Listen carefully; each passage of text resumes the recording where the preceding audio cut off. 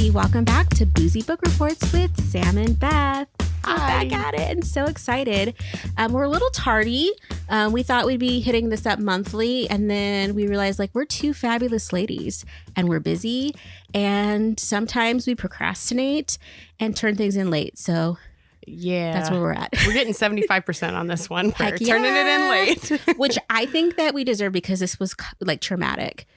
It was a lot. So Yes. if you don't know, today we are looking at Go Ask Alice. And so right away, we need to do a big just warning. If you are...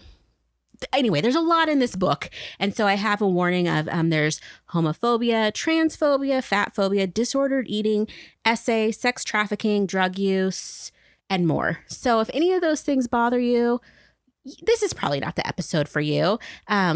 It's darker than we thought we would go, I think. Yeah, it's darker than I remember and darker than I would maybe recommend to the 10-year-old, 11-year-old me that read this. Yeah, it was, I still have the fond memories of reading it back when I was, early middle school and reading it on repeat. But adult Beth is wow, Yeah. this is not what I remembered. Yes. So I think maybe to say that we're not making, in any sense, making jokes, we're making light of very serious topics, but yes. also we have coping mechanisms to process through what we just read. Yeah, holy garbanzo beans. It was a lot. It was a lot. But this is Boozy Book Reports. So, Yeah. We're going to get a little boozy and go.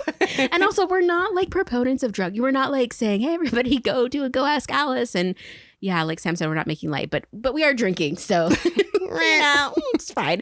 Anyway, so Sam made us some amazing cocktails. Yeah. So I made two, which are, I guess, one is very much a classic and one I think is more of a modern cocktail.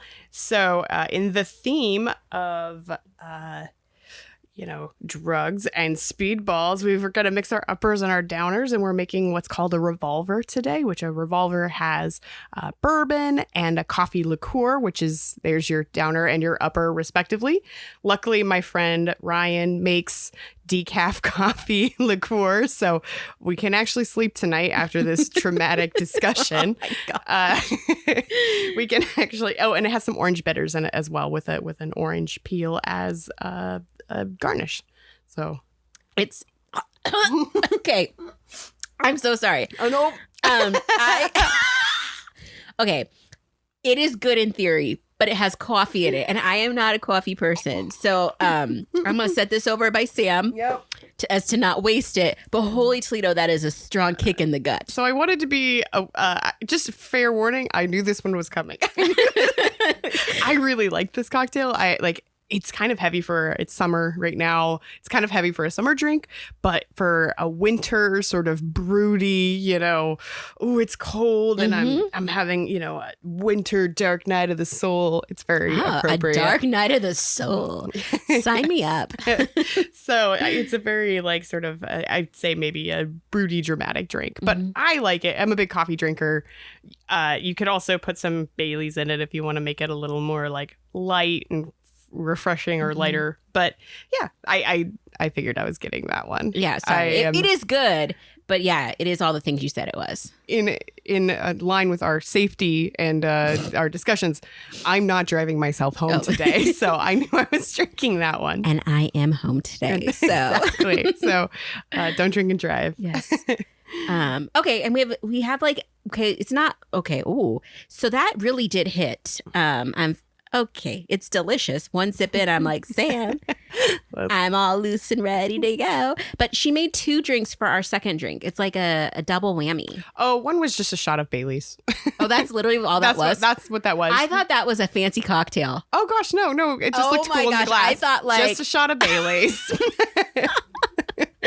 Oh my gosh, I was so excited to drink. I was like, ooh, this is a great shot. I can ask for it at the bars. I was confused when you said you'd never had it before. I was like, it's just Baileys. Yeah, I really have never had it before, but I really thought it was a crafted cocktail shot. No, it's just a shot. And it's not even actual Baileys. It's the McMurray's knockoff Bailey's Irish cream. It's just an Irish cream shot. So okay, I'm embarrassed. So and no. College age me would get that when I first turned 21 and could legally drink. I would get that with milk. Oh. Like the child I am. I would get that on the plane rides to like my grad school visits. Oh my gosh, to like that's chill amazing. out. Yeah. Well, I found my new favorite shot or small cocktail. I don't know what it is, but yeah, I'm also I am like having a lot of questions about my like adult self, being like, wow, you've never had that. I think this is also a cocktail learning adventure. Oh, very much for me. Like I really have only drank vodka cocktails or drinks. Maybe a gin every once in a while. Yeah, I've made you it. like a lemon drop. That's normally what I make you when you. No, it's vodka. Okay, see, I don't even know. So yeah, that's it. Vodka drinks and and one a whiskey gin drink. He drinks a vodka drink. And a drinks whiskey a lager drink. He drinks a cider drink. And something Chumbawamba. else. I know it. Tub thumping. Yes, I love it. Okay. I'm like, was it bottle, open bottle? What was that game? Oh, button. Who's gotten the button? We're going to be talking about that. We're going to talk about who's got the button anyway, in a minute. Second drink. We both have the button on this one. So this one is a Last Word. It's a classic gin cocktail. It's very herbal. It has chartreuse in it, which is where the green color comes from. It's sort of a nice pale green. But I think the real, tour de force is either you do an absinthe rinse, but we just did a spritz on the top of the glass. So speaking of getting high, if you're wanting to get high on booze, absinthe apparently is the historical choice. So yeah, it's got a little taste. Yeah. I'm so excited and scared.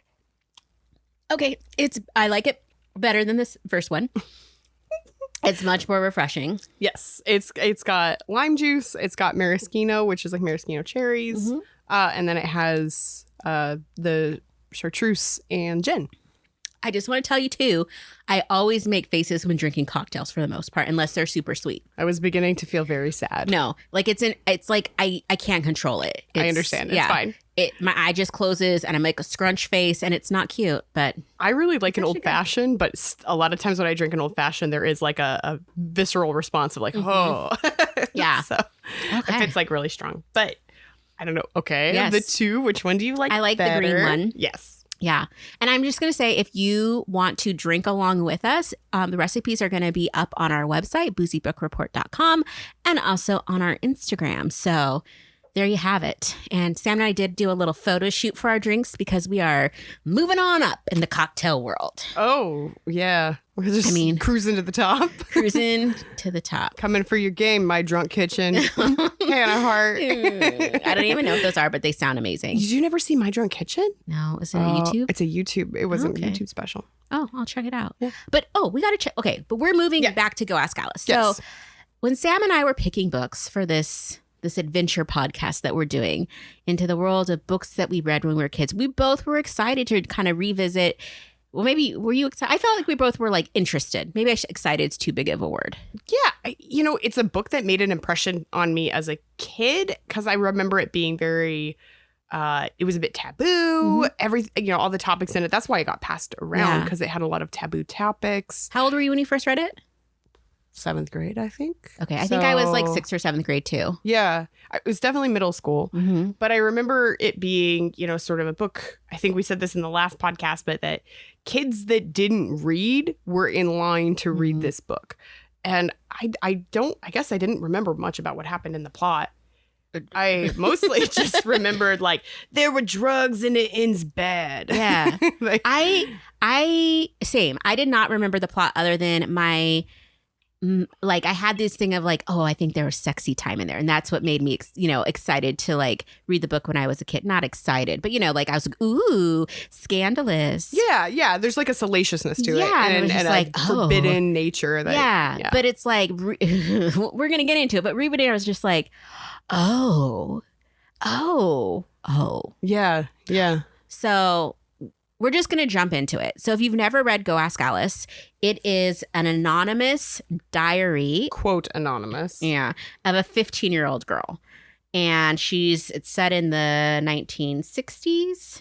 Yeah. Right? Yeah. It came out in 60s. 71. So yeah, mid to late 60s. And it is, mine says more than 5 million copies sold. I know that this is still on reading lists some places, and it's like an often banned book. Yeah, I think it makes the top 100 like of the banned book lists every year. Yeah. Well, when we first started reading this round, I just did a quick Google of it, and I was shocked to find out that this isn't real. No. Yeah. I know there's a whole podcast about this on another podcast, mostly about things that you think are real that aren't. Mm-hmm.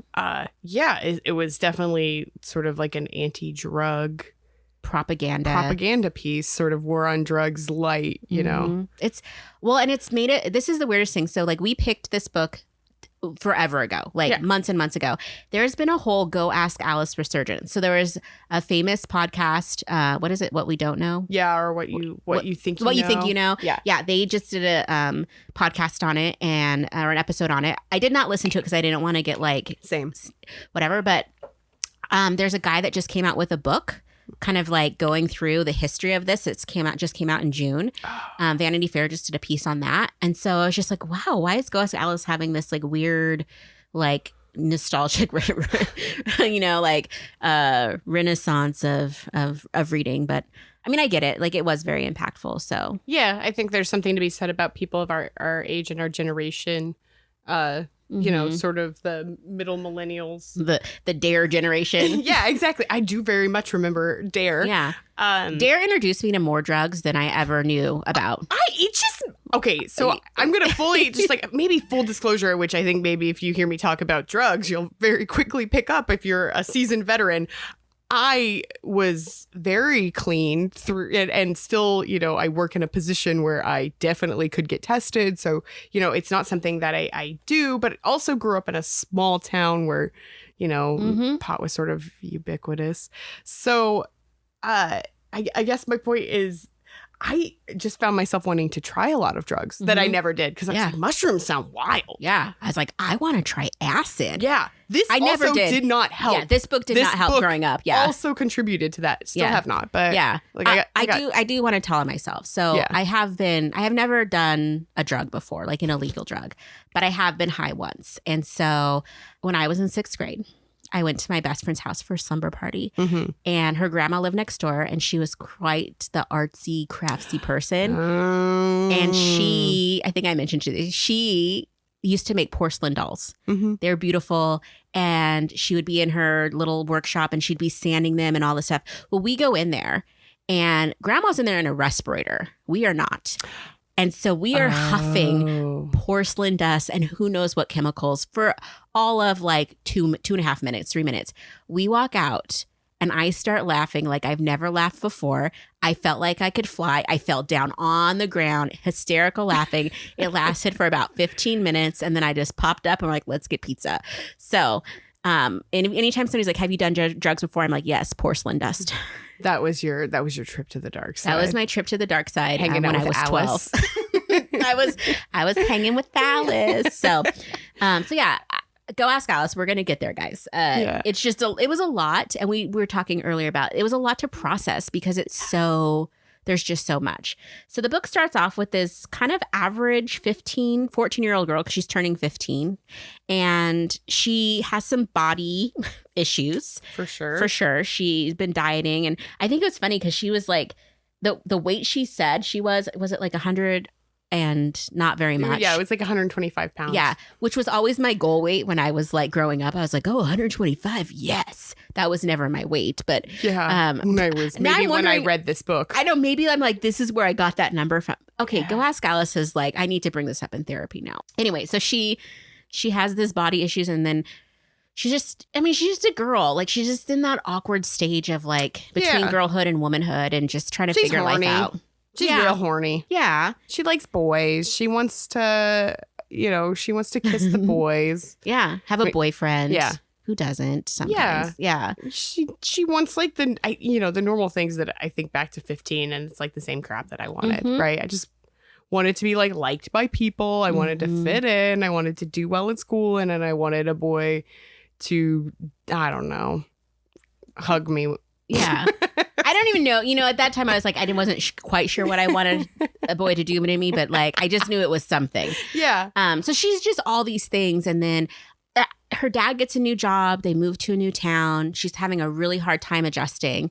Oh, fun fact. I forgot to tell you this, Sam. So last night, I saw on the Wikipedia page that they had made this into a movie. I found the movie on YouTube and I watched it last night. How was it? It was everything you think it would be, because it was like a made-for-TV movie. But there was somebody kind of famous in it. Like the guy from Revenge of the Nerds was in it.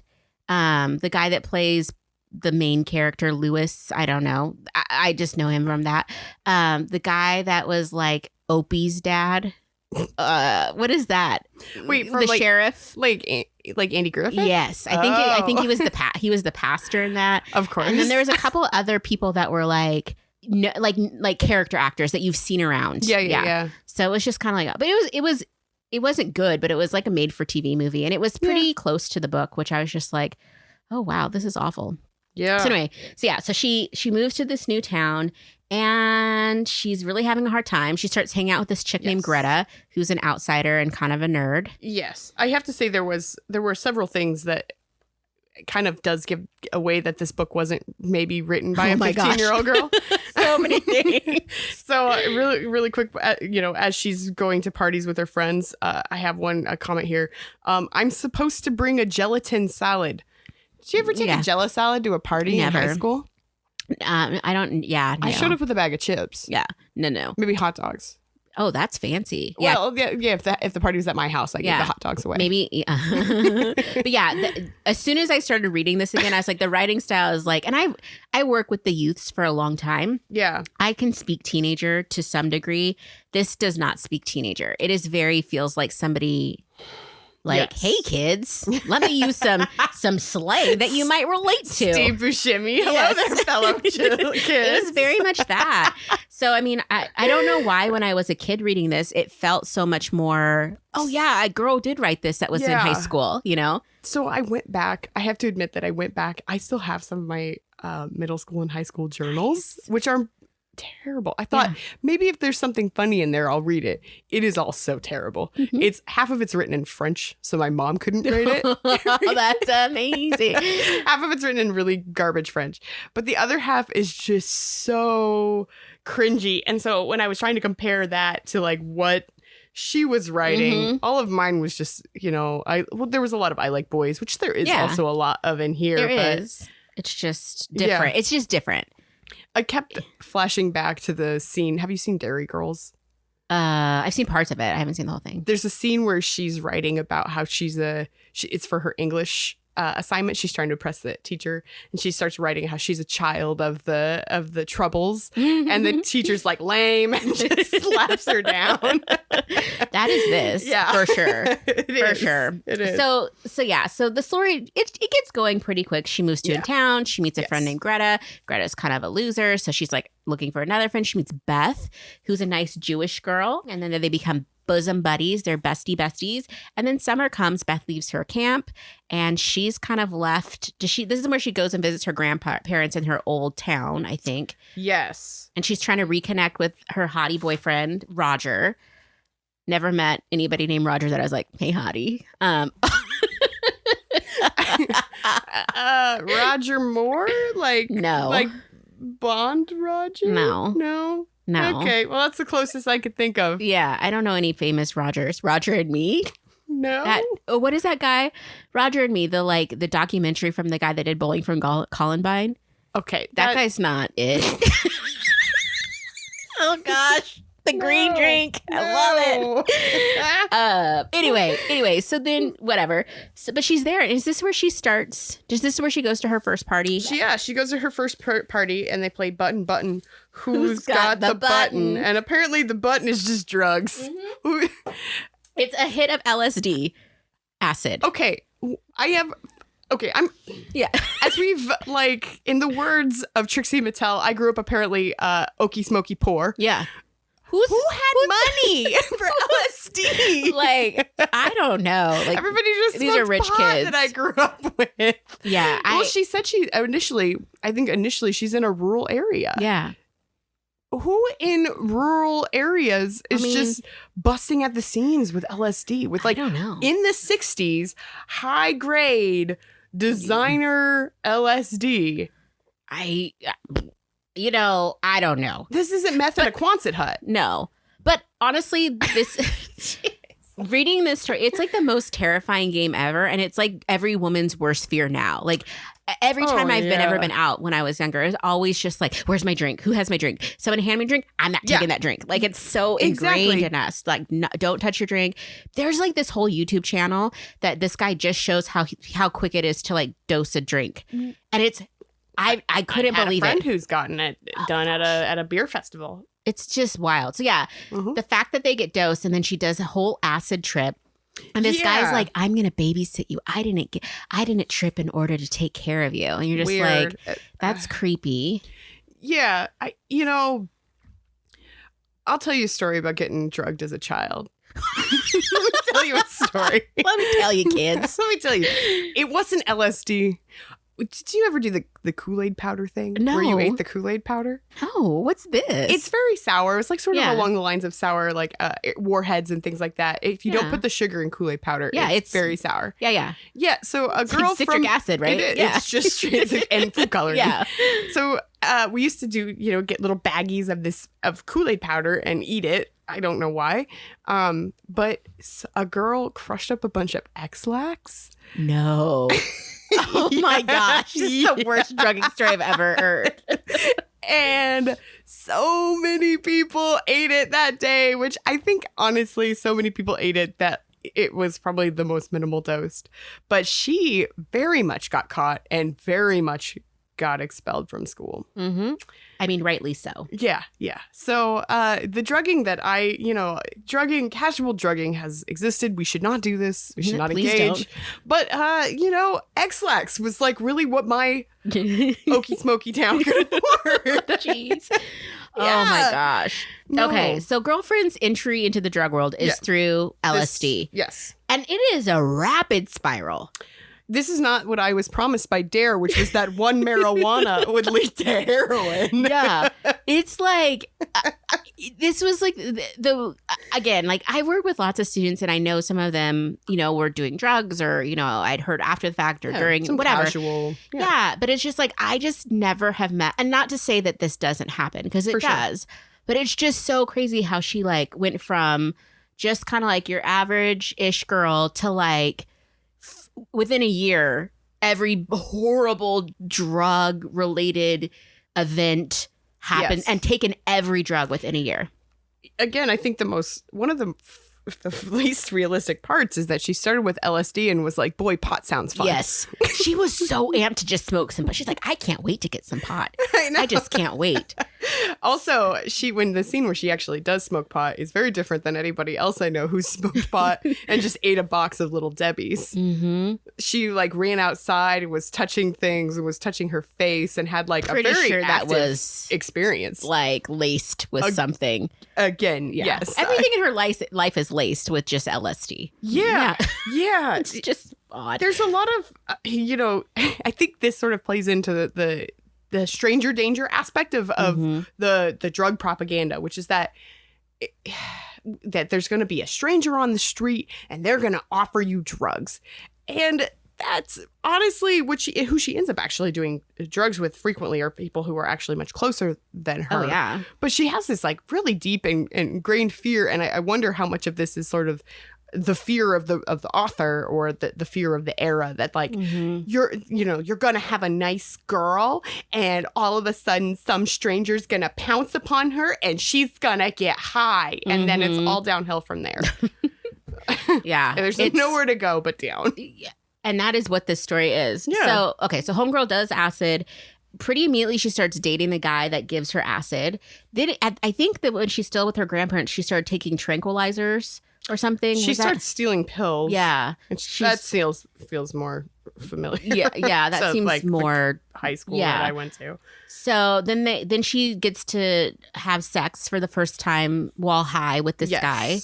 And she just has a really interesting, fun summer. Yeah. She just hot high girl summer. And then it just, that was enough, right? That could be the whole book. And you're like, wow, that's intense. What an adventure. Eat, pray, trip, love. Yes. That's it. But then school starts up again and things just turn real quick. one thing that really changes, which I think also betrays the fear of the times, is that she gets rid of her nice flip hairdo and goes to hippie clothes. Such a rebel. Yeah. You know, that's what happens. One thing you do LSD, next thing, fringe. Grease. Grease and fringe. That is how you... that is how you attract guys, which is our main point in life. Yes. That is how you attract friends. Think of Sandy in Grease. Like, when did she get Danny? She had to wear skin-tight latex pants. Not latex, but you know what I mean. Tell me about it, stud. Smoking a cigarette, like, that's what we do as women, I guess. Yeah, obviously. Anyway, so she starts the next year. Yes. And she kind of falls away from her friend Beth. They're like not in the same realm. Beth is what they don't call them squares. They call them straights. Is that what they call them? I think she calls them squares and straights at different parts of the book. Yeah. And then she's like just kind of living her life. She gets the doctor to give her a prescription. Yeah, I think that's at her grandparents or initially, but then it continues, right? He gives her sleeping pills. I know I wrote opioid epidemic because that felt a little bit unfortunate. I tried to make a timeline. Yes. Of her drug use, and I just gave up because I was like, this is too much. Yeah. But anyway, she finally meets this girl, Chris, at a clothing store. Right. Who's a little bit older, right? A year older. That's enough in high school. Chris could drive. And they just hit it off. Yes. And they start hanging out and partying, and Chris knows a couple guys from college. Yes. And then things turn real interesting. Yeah. So she starts basically dealing. Yeah. To children. At first, middle school students. Yes. But then eventually elementary school students. Do you know many 9-year-olds who did drugs? I know 0 that have done drugs intentionally. Yeah. We're not talking about, like horrible. Yeah. Incidences where somebody gets into their gummies or some edibles. Yeah. No. These are like little kids that are like, man, hook me up with that LSD. Do you know what I was addicted to at 9? Fudgy Pops? Pokemon cards. Oh my gosh. I had a holographic Charizard. Oh, you'd be so cool. So rich now. Yeah. So Chris and Alice, it's not Alice. We never know her name for real. Yes. I'm just calling her Alice. But there is an Alice in the book, so that's super confusing. Anyway, so let's call her Cornelia McFudgy Pop, like you said. That's the addiction. Cornelia McFudgy Pop. Yes. So, so they start dealing, and they're just having, they're kind of feeling bad about it, I think. They're basically pushing for their boyfriends. Yeah. Yes. They're definitely being used. Yeah. And then enter homophobia. Oh, you know what drugs make you? Homophobic? Gay. Yeah. Oh, so gay. Okay, so they walk. Do you have a note? Well, I have very many rainbows drawn in the margin every time. We can talk about this at the end about my feelings about her. Yes, there's a lot of homophobia, but I think she might be we can't. Well, this is the thing. This is the thing. She's questioning herself. She openly demonstrates an attraction to Beth, her friend. Yeah. She says she's very jealous when other women spend time with her. Yeah. Which is the first rainbow in the margin. But yeah, there's this thing that, drugs make you bad and gay is bad. Drugs make you gay. That's annoying. Also, more than annoying. Yes. And wrong. I'm just, my brain's slow, guys. It's fine. I think that what really stood out and bothered me from the author is that it was okay in many ways for her to question and think about her own sexuality and who she's attracted to and all that. But as soon as it came to men, it was very line in the sand, it felt to me. It just felt like the way because the two girls walk in onto their boyfriends and they're having a sexual encounter. Right. And the way they talk about it just feels so much more negative than how she's addressing her experience as a woman. I think there's a little bit of that. I do think that that's somewhat true, and sort of historically there's certainly a bias against gay men. But I think that there's an element of betrayal in that moment, which colors her interpretation. So if we're actually pretending that this is written by a 15-year-old girl, which I think we're beyond. Yes. I think there's an element of betrayal there that also affects that feeling. Mm-hmm. I think that up until this point, she doesn't recognize her own potential homosexuality or her own attraction to women. But later she does equate it to being like that it's gross and bad. There's a scene where she's in, we can talk about it later, but there is a scene where she's sort of in the, one of her relapses where she's like, just, getting down in the Haight-Ashbury or whatever the heck she's doing. And she talks very clearly about how she has this attraction to women and that's gross and that's bad. So I do think I don't necessarily know if I think it's just towards gay men, but because I think it is colored by her betrayal. But I think there is the thread of drugs make you gay and gay, or drugs make you bad. And one of the things that come with badness is homosexuality. Is obviously very strong. It just made me upset with the author. Oh, for sure. You know what I mean? I think as an adult reading it, it made me sad, especially for any young people reading this that are questioning or just anything. And to have it act like this is a 15-year-old, it just bothered me. Yes. The author's bias bothered me once I knew it wasn't written by a 15-year-old because that person had an agenda and that bothers me. Oh, yes. Yeah, there's certainly many agendas. Yeah. Yes. Many feelings. Yeah. I was sort of, my initial thought when I read that was like, well, girl, he can't help it. Yeah. Not your fault. Yeah. I kept thinking, there's a show called Women Who Kill. Oh, yeah. And have you seen it? I've heard of it. It's very good. Lucy Liu is in it. I have been watching that. Yes. Yeah. And so, spoiler, I think this season is like 2 years old. So, okay. But, her husband comes out and she is initially betrayed because of the cheating, right? Yeah. And that's because of the lie of just, the dishonesty. But then later she's like, look at you, proud gay man. Yeah. I just always think of, the fact that she is supportive because like she can't help that, that's not her. That's not her fault. Or no. What is frustrating is the betrayal, right? That like obviously they're together and they're using these two young women to like these guys move drugs to children. Yeah. Also, I just want to say I do not like the dynamic of college guys dating high school girls, just in general, like in real life. I didn't even like when I was in high school. No. Some senior guys dated freshman girls, and I was like, these young women are. They're too young.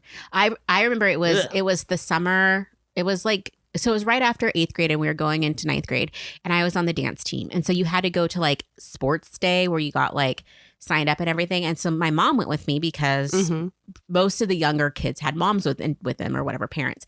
And anyway, my mom and I are standing in line and like, I don't know, like 5 or 6 of the defensive line of the football team, the varsity football team are standing in front of us with these beards and they're huge. And my mom told me later, she's like, I was so afraid for you. She's like, you're going to school with men. Yeah. And you're still this like little girl. Yeah. And I remember being like definitely intimidated by them because it's like, you have a beard like a dad. Right. But yeah, it's intense. I had a friend in high school that we were in seniors in high school, which, we're 17, 18. But she was dating a cop in town who was like 23. No. Yeah. Oh, no. Yeah. So I always tell my girls like, hey, it might be flattering, but like if a guy's dating someone significantly younger, there's something wrong with him. Yeah. And you need to avoid at all costs. My high school English teacher actually said the same thing to us. And it sort of stuck with me because absolutely. And the older I get, the more I realize how that is definitely like a thing. I remember when I was a senior, a couple of the senior guys who actually one of whom at the time I had sort of had kind of a long-standing crush on, started dating these freshmen coming in. And I thought, nope, I'm good. I'm going to college. Yeah. I'm just going to spend the last year enjoying my time with my friends and I'm getting the heck out of here. Because like, time for that. It's over. Yeah. This is done. Apparently I'm over the hill. Oh, jeez. All dried up. Oh. It's so gross. Oh, it's disgusting. But, I think that but I do think there's a level of maturity. And not saying I was more mature because I was definitely really immature but I was I was 17. I was the right, or I was 16, I guess at the time. I was the right mature for that age.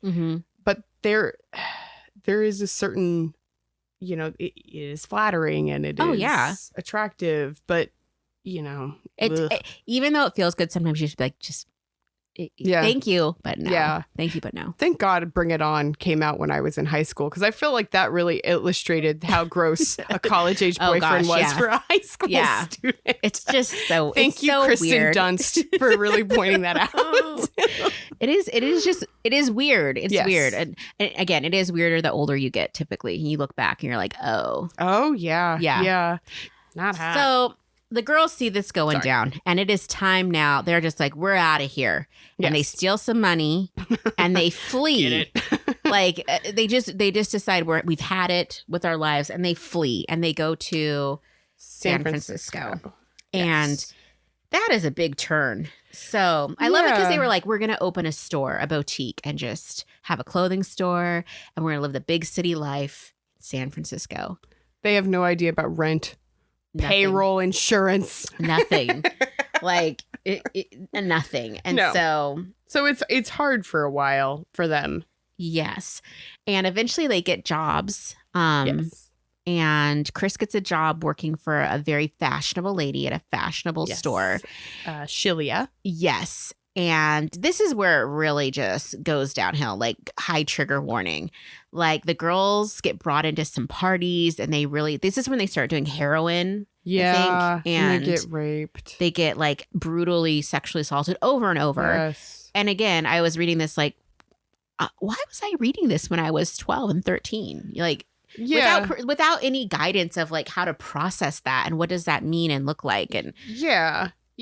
Well, and in the movie, I have to say, so they have a scene in the movie where they're depicting this, but they're not showing anything. They're just showing the girls like begging for drugs. It's very A Clockwork Orange. Like it was just very, ugh. Yeah. Anyway.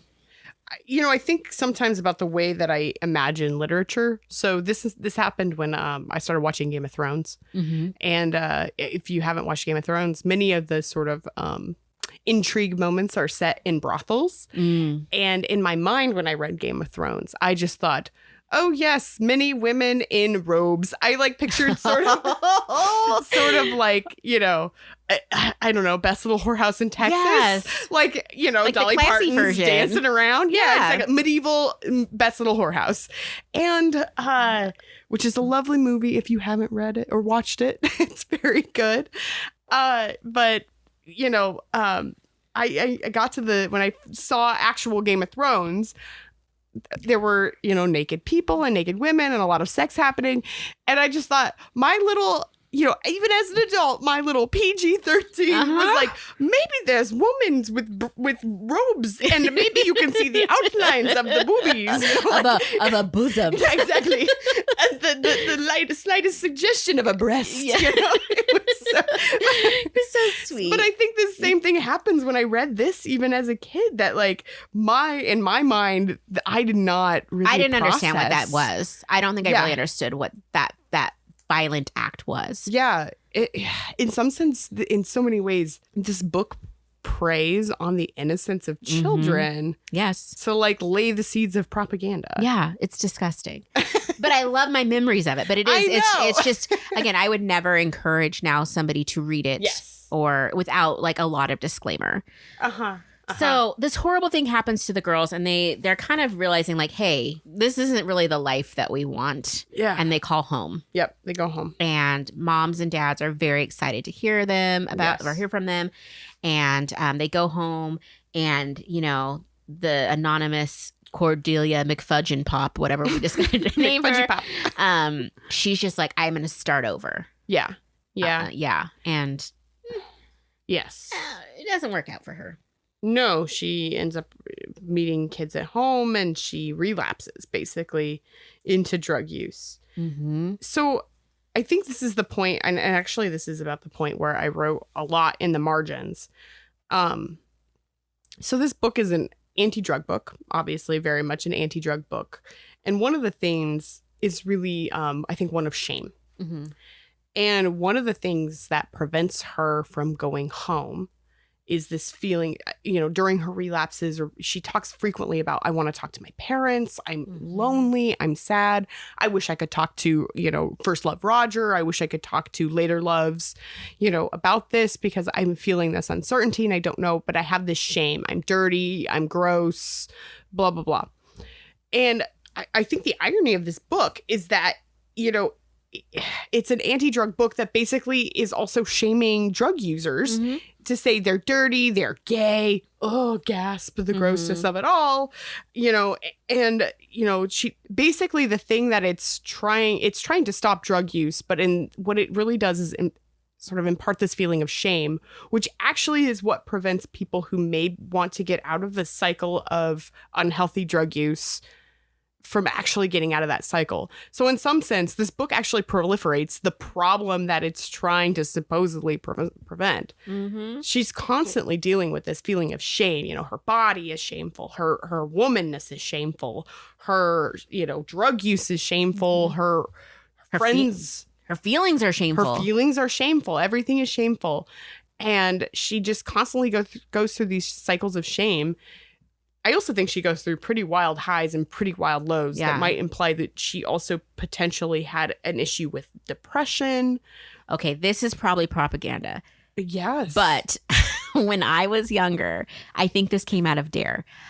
I remember them telling us that if you take acid, you could have a psychotic break, and you won't know until you take it. And if it happened, like, I remember them telling us a story about how someone like ended up like trying to just like mutilate themselves and then was always in that state for the rest of their lives. If you ever do acid, that's the gamble you're going to take. Yeah. Bad acid trip. It'll come back to you. Yes. Yeah. You'll be stuck in that state forever. That was the message that I got when I was in the DARE program. And I don't think that that's necessarily true. Yeah. Anyway, it would be nice to talk to a drug professional about this. Yeah. That's not our role. No. But Google, But I think that's what's so frustrating about this is that, they just keep coming back to this cycle of shame, and that if you do drugs, not even once, which I think for things like meth, that's probably certainly true. Yeah. Don't do that. Fentanyl, let's maybe not. Ooh, that seems rough. But, the point isn't necessarily if people want off those things, the shame also might prevent them from doing that. And so we should not do that. The attitude in general, I think, in American drug culture or American drug education is very different. I did some work in Sweden. One time we went over to Copenhagen and we went to their version of the Exploratorium. And they had this display demonstration about drugs. And you could take drugs in this simulation, right? So you'd press the button to take marijuana, or to take one marijuana, you would take LSD or something, and you can actually mix like two of them, and they would talk about how two drugs interacted. But rather than saying, at the end of taking too much marijuana, where they were like, now you're a dirty gay hippie, they said they were very much like, these are the negative things that can happen if you do this. And if you do this, this is who you should call, or this is who you should, these are the ways that these things can interact, and these are bad. And so rather than shaming the user, they just tried to present information about these are the ways this could go bad, or these are the feelings you're going to feel. You'll feel a bit elated. You'll feel hungry, then tired. You'll feel these things. But this is the downside. This is the upside. It was a very different attitude. Yeah. This is all very shame-based. Yeah. And I think that actually maybe, even in the very book we're discussing, prevents her from actually getting help when she needs it. Yeah. I think what's frustrating too is that like it's all shame around the street drugs, but clearly tranquilizers and sleeping pills and Valiums and all of that was readily available in people's, medicine cabinets, and doctors just prescribing it to teens. Yeah. Not that happens. Like, I'm not saying doctors, well, sometimes, but you know what I mean? Like, it just was, I don't know, it's just very the classism, I guess, of it, the classism of drug use and what we consider and like, that's a classy drug to use. I'm just on Adderall, like abusing it or. Right. Well, and I think it too betrays the fact that you can still like have very, well-educated or, in her book or in this book, the grandparents are sort of, Gramps could still be addicted to like a pain med, which is, saying that can't happen is one of the things I think that's led to issues here. Heck yeah. So want. So we're kind of off on the timeline, I think, here, or I'm going to go off. But then Grandpa has a stroke. Yes. And then passes. Yes. And then grandma passes shortly after. So it's a lot of stress. Yes. She'd been struggling. And then I can't remember, but she goes to Denver at some point, like just wakes up in Denver. Yeah. She decides she relapses, right? Yeah. And she ends up saying, I'm just going to go to Denver, which I guess Rocky Mountain High. Yeah. Woo. but I think that it was there. She meets up with this girl who has been basically sexually trafficked. Yes. Since she was a child. I mean, she is a child, but even I thought this isn't the lady in the home or in the this is the girl in Denver that was like she kind of stayed with her for a little while. And she was like 10, talking about the essay and her family and just how she's now, because now she's the girl is becoming a baby prostitute. Right. They call her a baby. BP. Yeah, they call her a baby prostitute, which is horrific. Yes. This is also when she sort of like loses her diary, and there's a note that she's just writing them on paper bags. So somehow she was very high all the time, but still managed to carry around a bag of her diary. Compiled. Yeah. Collated. Yeah. Yeah. Sometimes Found dated, footage. but not always. Yeah. Again, the red flags on this was not written by a 15-year-old drug user in the 60s is high. It's there. But we should have known. We should have known. But we didn't. Yes. So things go. She bottoms out again. Bottoms out, but then she ends up back home. Well, yeah, via Southern California. Right. Wait, I don't remember that. She goes to a rally, right? They go to Coos Bay. They go to Denver. They decide they hate Denver. Yeah. They go to Oregon, and then they make They're their way rainy down. and feeling horrible all the time. It's very cold on the west side sometimes, and then they go on down to Southern California, and she really bottoms out hard here. This is where she actually has several. This is where the comments about her being sad about being gay, which again the drugs made her gay. I've been the digger here, but now when I face a girl, it's like facing a boy. I get all excited and turned on. I want to screw, sorry if you're offended by that, but this is the text. I want to screw with the girl, but then I get all tensed up and scared. I feel goddamn good in a way and goddamn bad in a way. I'd rather be liked by a guy than a girl, but I can't. Sometimes I want one of the girls to kiss me, and she goes on, and then just goes on about how sad or how like bad that is. Mm-hmm. So I do think some of the internalized homophobia is certainly there. Oh yeah. And not just towards gay men, yes. but also gay women. This book hates everyone. I'm honestly surprised. Unless you're a good, God-fearing, drugless person. Yeah. Well, I was honestly surprised they didn't have more racism in the book. Like that she didn't run into a group of like, inner city black kids that got her on crack. Crack wasn't around then, but yeah. I got very nervous when she was meeting the Jewish girl, and I was like, please, it's coming. No, but really there wasn't a whole lot of we had all the other isms racism in here, but not racism for the most part. Good job, Beverly, or the lady I think it's because, this. This lady was LDS, I think, and then left. Yeah, she was Mormon, which explained a lot of things too. I think she left the church, but again, I'm not 100%. You do your own research. That's not what we're here for. We're here to entertain with very depressing reading material. So I do think there was one very true moment in this book, and I really resonated with it, which was the point where she, after Denver, is no longer high. She's in remission, I guess, or she's cleaned up. And she talks about how touching the cat is better than drugs. Yes. Done. Literally, as you were talking, I was like, where's my cat? Like, only part of this book that's true. Cats better than drugs. Yes. 100%. Love my cats. Yes. So much. Would do anything for them. Yes. Started crying the other day when I thought about Fratelli passing away from old age. No. I was like, I read a thing.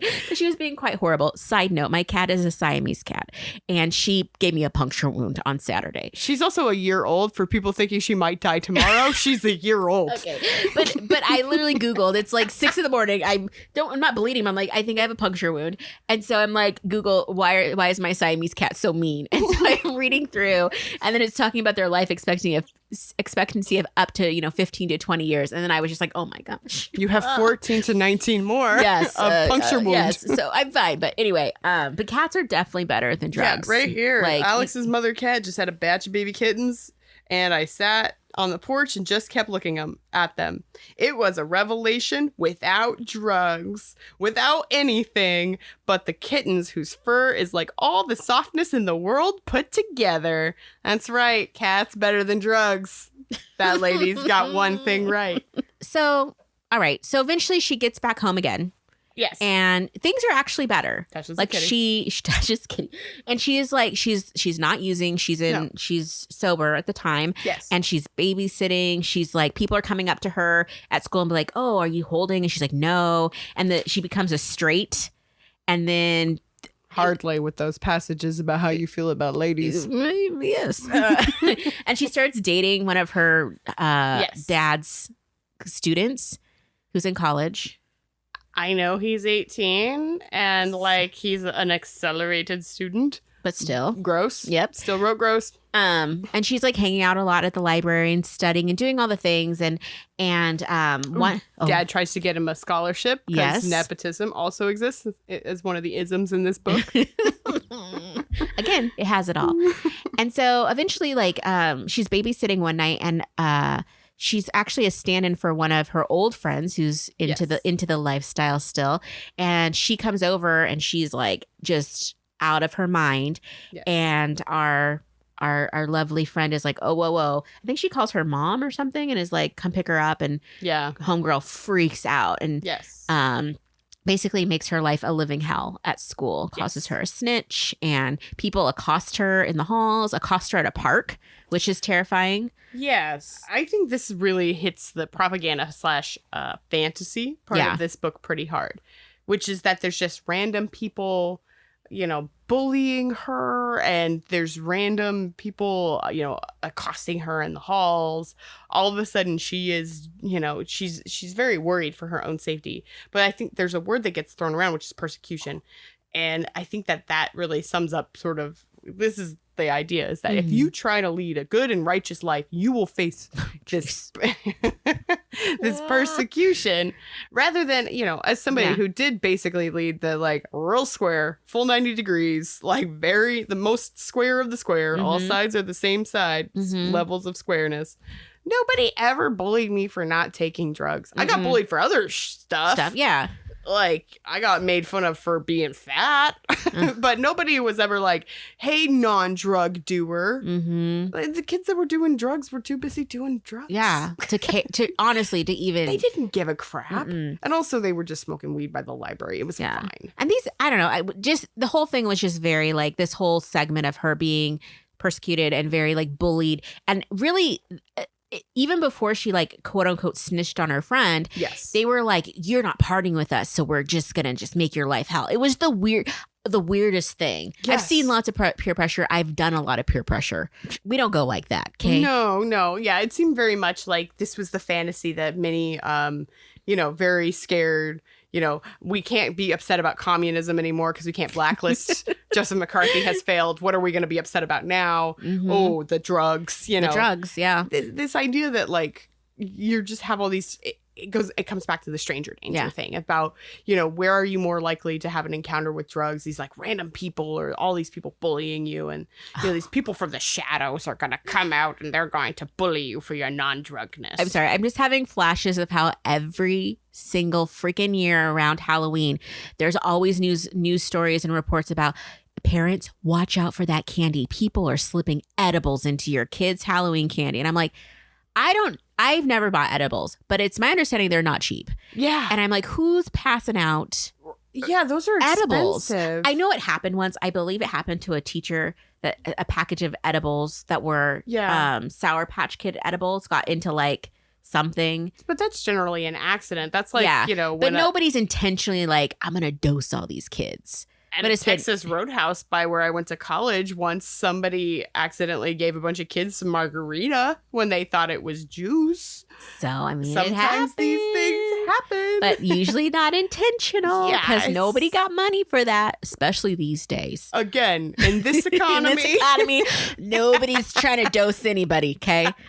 But keeping it for yourself. Homegirl, Things are hard. Homegirl is doing pretty good again. Yes. She's like on the straight and narrow. And she gets dosed though. She gets another button. Dosed. Who's got the button? Well, she got the button again. Yeah, she's babysitting and she goes to drink some open drink at the parents' house. But so somebody slipped in the back door. This is the fear. Yeah. You can't even trust the drink in your own home. Yeah. Somebody could have tampered with it when you've already opened it and drank from it and put it back and it's just been there for 3 days. I just keep imagining Pink Panther, or just somebody do Mission Impossible. The level, I think the girl's name's Jen. Yeah. Like the level of crazy that Jen went to Yes. try and get back at her friend is, I mean, it doesn't make any sense. No, they just beat her up. Yeah. That's what happens. If you are the snitch it's not snitches get secretly drugged by these expensive drugs. No, you get stitches. Yes. You get beat up. Yes. They're going to cut your hair off. They're going to slice you in the face. Exactly. They're not going to be like, you know what, guys?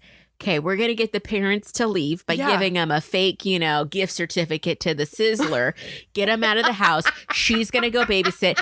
Mike's going to climb in the back door, dose the drink that she might drink. We don't know. Exactly. And just whatever. If maybe she doesn't drink water at this thing. Yeah. Well, Mark, we will deal with that when it comes. It's like a whole thing. And then so she's had acid many times at this point. Many. And this is a trip like no other. I don't know This is the why. psychotic break one that they promised. So this is what Dare told you about. This is it. She ends up locking herself into a closet and basically rips her fingers off. Yeah, and eats her skin. Bonks her head, gives herself a concussion, and then wakes up in a hospital days later. So, when I was reading this, part of me was like, well, maybe this was brought on by the drugs, but some of this felt a little like existing condition. So some of these things had some of her struggles were, she had the struggles that she had before she did the drugs, right? Mm-hmm. She had exhibited disordered eating, some issues with self-confidence, things like that. And also, again, these high highs and these low lows that might imply that she, is maybe struggling with some depression or some mental illness. Maybe the drugs pushed her over the edge. I don't know. Maybe she's been bullied for however she felt, which apparently was persecuted. She had been bullied by these other people. Oh, yeah. So I don't know. Maybe it feels very trumped up. Yeah. Well, and the piece de la resistance. Is that how you say that? I think so. Is that literally she's she's working through she's the program, and there are some legal ramifications. They're trying to keep her out of jail. Yes. Because her friends are lying on her, and eventually saying she gave them drugs, that she was a drug dealer still, and all this stuff. And anyway, eventually she gets out of the hospital and she doesn't go to jail. And so she's like, all right, diary, I'm going to start anew. I'm going to, I'm no longer going to be writing in you. What are you looking? She also, she has a heck of a trip in the sort of institution as well. Oh, I don't remember that one. With Babby, the child, the other baby prostitute that was hanging out, that she also felt sort of a magical rainbow feelings for. Oh. July 30th on page 160.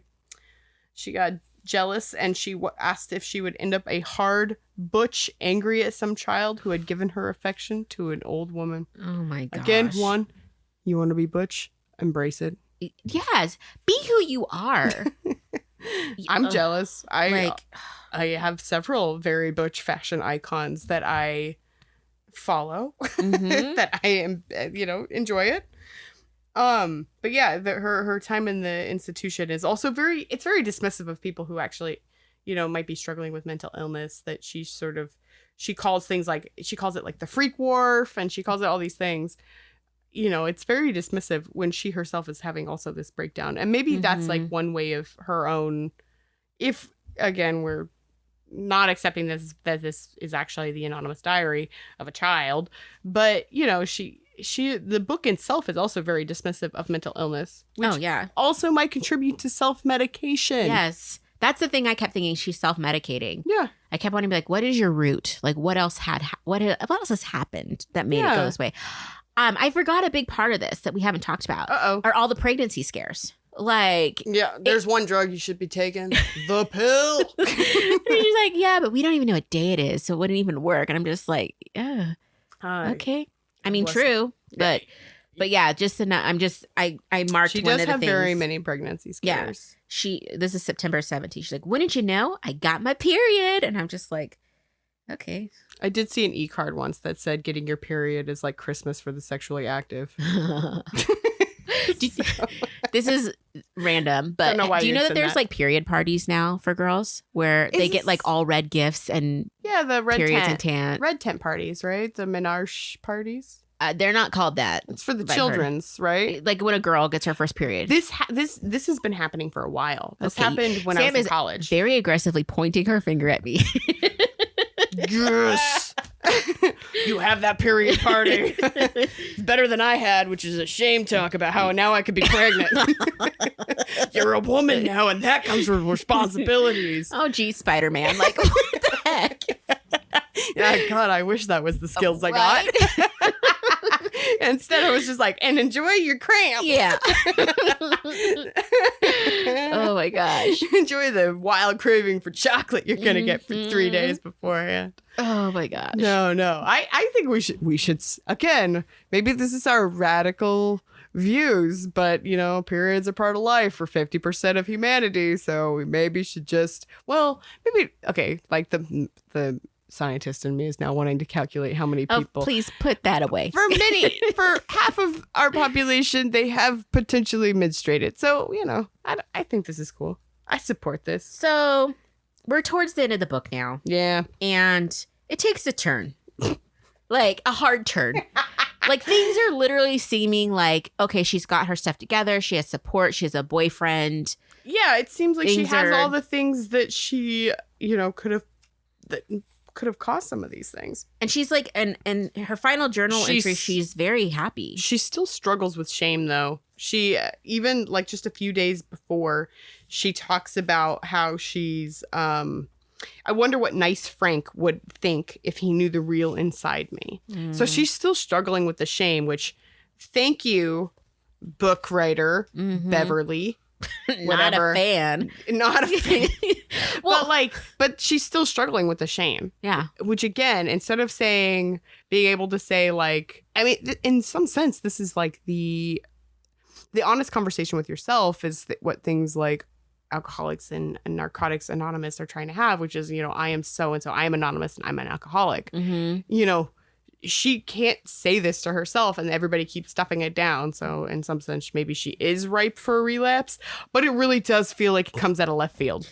So I just want to say this, the last page of the book, of her diary, it's pretty positive, you know, and she's talking about how she's filled up this diary and she thought she'd get another one, but she's like, when I think when a person gets older, she should be able to discuss her problems and thoughts with other people.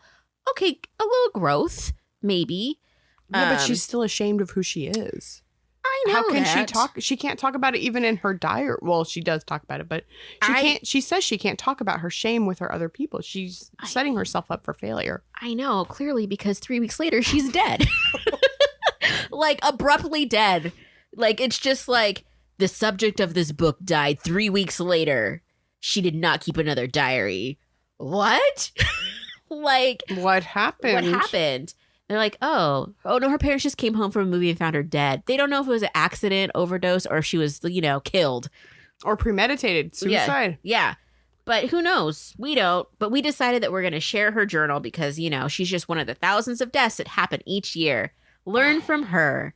Don't do drugs. So do you remember reading this book? At the age that you read this book, did you finish this book and remember and think, wow, I'm not going to do drugs? No, I was like, I'm going to run away to California and play a guitar. Sounds lit. And like, I'm going to just like be a free spirit. I'm going to have sex with everybody. I'm going to try every drug. Yeah. I can't wait. And I mean, but then like the shame and the like worry popped in. But yeah, the fantasy was definitely like to live this life. It was not, it definitely fell on deaf ears. Yeah. Yeah. For me, it was like, yeah, I would have stopped at the Coca-Cola party. Yeah. You know, the LSD sounded pretty wild. Like that seemed like that would have been fun for a while. That would have been a great story. Check. Yeah, I don't know. Actually, I'd be curious to see, because this is like one of these like dare is actually ineffective things. Yeah. I'd be curious to see if there was any way that you could actually, within the limits of the measurement. Nerd. Oh, she's bullying herself. I know. I just finished the other part of the coffee cocktail that Beth couldn't finish, and I'm like, I'm having like this little conversation with myself. But objectively, if this book, you probably can't do it objectively, but if this book had actually prevented anything, and my feeling would probably be no. No. Do you think it has? I don't think it could, because it's not real. I think if it was not this story, because none of the story is true, but if they had really like used the words of a 15-year-old that had gone through something, yes, it could have been like that educational moment you had in the red light district, so or wherever you were in Copenhagen, at the museum. I also went to the red light district of Amsterdam. But that was a different moment. Okay, sorry. That was with my mother. Well, that's a story. It was a time we were trying to get to Anne Frank's house. Oh, like, what's happening? Yeah. Oh, wow. That lady's really gesturing at us. Our mutual friend Boyana told us about a book about by a woman who had fallen into the trap of like doing drugs and engaging in things like prostitution to try to like feed her high. And she talked about how devastating that book was. Mm-hmm. And I feel like this book was devastating, but not for the reasons where I was like, oh man, drugs sound terrible. Yeah. It was devastating because I was sad for like the depictions of homosexuality and, LGBTQ plus, populations. It was devastating for the shame that it sort of tried to inspire in people who might have done drugs. But it wasn't devastating because I was sad for the person who had been, I was sad for the character for the moments where she had been taken advantage of, which I think actually, when I talked to, my husband about this, when I talk about what I would, if we had kids, what I would say to kids about doing drugs, it's not the experience, there can be psychological effects and there can be neurological damage if you go too far and all these things. And, there's a good South Park that talks about pot making you okay with being bored. Those things I think are all legitimate.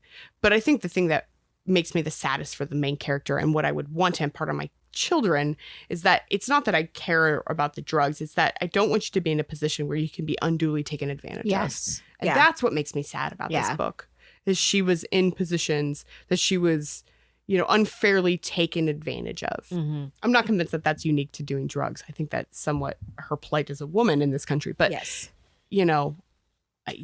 the part that upsets me. And so I would be curious to read the other book that our good friend. Jay's Journal. What? Is that the name of it? Yeah. Was it the German one that Boyana talked about? No, I thought you were talking about the sequel to this. There's not a sequel. She did. No, there's a sequel by the same author though called Jay's Journal. It's the boy version. Sorry. It's like it says very clearly she is dead. It's Jay's Journal. Oh. And it's a harrowing story of a troubled teenage into drugs, Satanism, and suicide. She did hit Satanism. Yes. She became a princess of Satanism. Who? In the book? Cornelia McFudgesicle. I totally missed the Satanism part. Oh, it happens when she bottoms out in like San Francisco the second time. Oh, okay. I think there was so much at some point. I mean, I tried to color code all the issues by like by problem, but clearly I missed. Page 95 in my edition, which is the Aladdin paperback, copyright 71, but edition March 1998, if you're following along. Again, it also tells me that Go Ask Alice is taken from White Rabbit by Grace Slick of Jefferson Airplane. Wow. Have you heard that song? Of course. It's a bop. Yeah, it's such a bop. It's good. Get it, girl. Grace Slick is also an incredible like artist. But I digress. So page 95. I don't know when or what. Sorry, I don't know what or when or where or who it is. I only know that I am now a priestess of Satan, trying to maintain after a freak out, to test how free everybody was and to take our vows. What the heck? That's a feeling I feel. Oh my gosh. During proposal season. When I'm trying to get funding from my research, I often feel like Priestess of Satan trying to maintain after a freak out. Gosh, the whole Satanism thing of the 80s. Satanic Panic. Yeah. So that actually, that really did hit. When I remember the first time I played D&D, and I told my parents, mistake. I mean, I'm very thankful, I guess, of all the faults of my parents, which there are many. Love you guys, but they didn't have that. They did. Yeah. I love their approach to drugs. So when I was about 14, so basically right after I read this book, we were driving in the car. I remember I can remember just sitting with my mom. We're driving to used to be a grocery store here called Buttrey's. And so we're headed to Buttrey's or something. Anyway, she's like, Beth, if you ever want to try drugs, you just need to let your dad and I know, and we'll do them with you. Anything you want to try, we can get for you. And we can just, you can just experiment at home with us. Yeah. Guess who's never done drugs? Me. Boy, having your parents be like open like that, I do think a lot of these things, the real kicker is the taboo, right? Oh, yeah. So my parents, they weren't big on alcohol. They joke that they can they can get buzzed on one of the little mini bottles, the little 4-packs of mini bottles. Relatable. As we found out. Yes. And then have enough to do it again. And they sort of are, they're very much like sort of lightweights. They were also very, they were not open about drugs, but, were not unaccepting. Mm-hmm. And therefore, I turned to cocktails.